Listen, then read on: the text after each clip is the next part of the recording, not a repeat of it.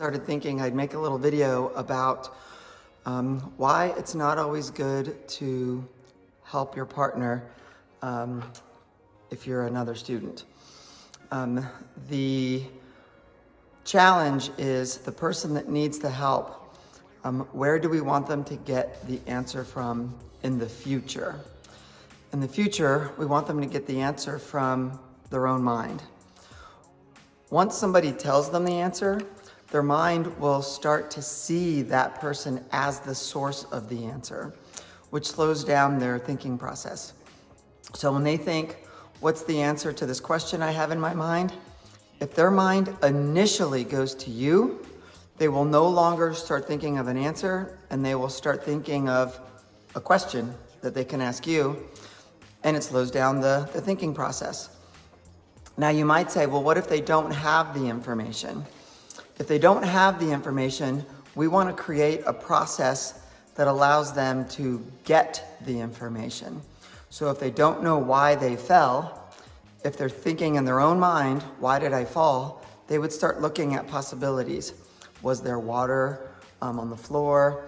Are my shoes too tight or too loose? But if you had given them the answer previously to other things and they fall, their initial response will be, I'm just going to ask somebody. And then the process of thinking and trying to figure it out stops. So we don't want that process to happen. Even as an instructor, when people ask questions, if I think they can get the answer through their own thought process, I won't answer it. I would rather them struggle a little bit and come up with the answer on their own, because then it has so much more value to them. Now, the challenge is, what if they will never come up with the answer? What if it's strictly just not possible? Best case scenario, I lead them to the answer.